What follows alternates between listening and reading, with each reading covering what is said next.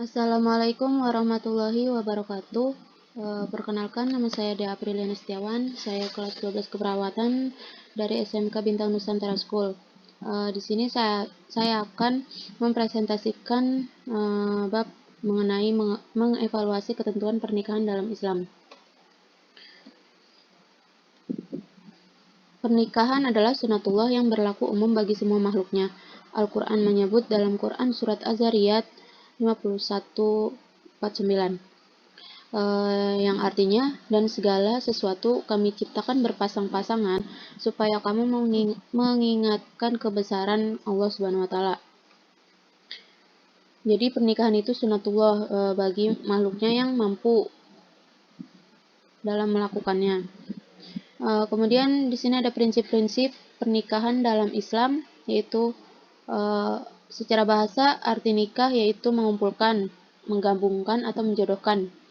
Kalau dalam kamus bahasa Indonesia yaitu nikah sebagai perjanjian antara laki-laki dan perempuan untuk bersuami istri dengan resmi atau pernikahan.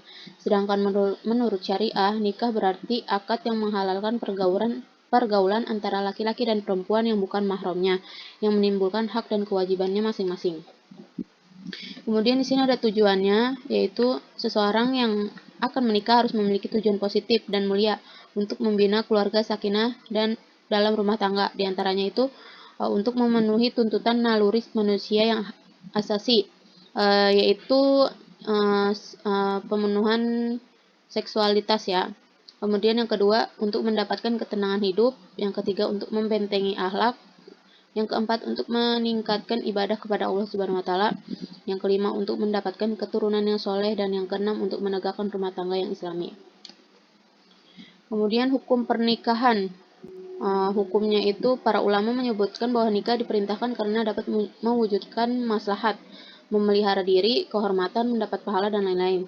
Oleh karena itu, apabila pernikahan justru membawa mudarat, maka nikah pun dilarang. Karena itu hukum asal melakukan pernikahan adalah mubah. Jadi hukumnya itu mubah, boleh dilakukan, boleh tidak. Nah, kalau yang boleh yang melakukan itu yang mampu dalam segi apapun. Mampunya itu dari segi ekonomi, fisik, mental, ataupun akhlak. Itu bisa mubah. Kalau misalkan yang haram atau makruh di antara tersebut yang tidak memenuhi.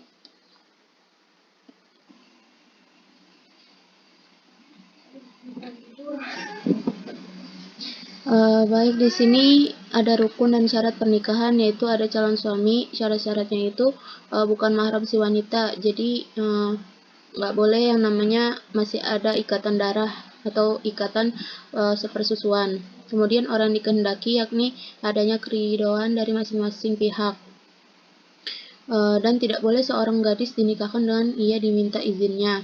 Kemudian yang muayyan, beridentitas jelas, harus ada kepastian, siap identitas, mempelai laki-laki, dan menyebut nama atau sifatnya yang khusus. Kemudian ini untuk calon istrinya ada syaratnya, itu bukan mahram si laki-laki kayak tadi, sama yang kayak perempuan. Kemudian terbebas dari halangan nikah, misalnya masih dalam masa iddah atau berstatus sebagai milik orang lain. Jadi bebas ya. Kalau misalkan yang masih gadis-gadis atau yang misalkan janda, itu yang sudah masa iddahnya yang sudah selesai. Kemudian wali, yaitu bapak kandung mempelai wanita, penerima wasiat atau kerabat terdekat, dan seterusnya sesuai dengan urutan asobah wanita tersebut, atau orang bijak dari keluarga wanita atau pemimpin setempat. Jadi syaratnya itu wali, yaitu harus ada bapak kandung dari wanita itu. Bila tidak ada, kemudian saudara kandung laki-lakinya. Begitupun seterusnya. Ya, di sini ada syaratnya, orang yang dikehendaki laki-laki, mahram si wanita, balik, berakal, adil, tidak terhalang wali lain, tidak buta, tidak berbeda agama, kemudian merdeka atau bukan budak. Nah, di sini ada 2 orang saksi. Ya, yang pertama itu berjumlah 2 orang, bukan budak, bukan wanita, dan bukan orang fasik.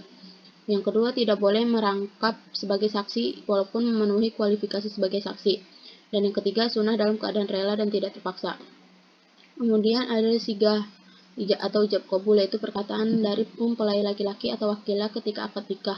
Syaratnya itu tidak tergantung dengan syarat lain, tidak terikat dengan waktu tertentu, boleh dengan bahasa asing, boleh dengan bahasa Arab, bahasa apapun itu ya.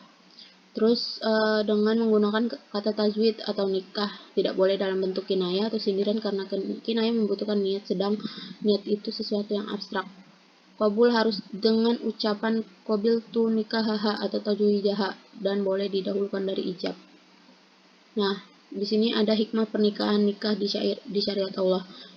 Nah, yaitu ada terciptanya hubungan antara laki-laki dan perempuan yang bukan mahram dalam ikatan suci yang halal, mendapatkan keturunan yang sah dari pernikahan, terpeliharanya kehormatan suami istri dari perbuatan zina, terjalinnya kerjasama antara suami dan istri dalam mendidik anak dan menjaga kehidupannya, terjalinnya silaturahmi antara keluarga besar pihak suami dan pihak istri. Mungkin cukup sekian dari saya, kurang lebihnya mohon maaf. Wassalamualaikum warahmatullahi wabarakatuh.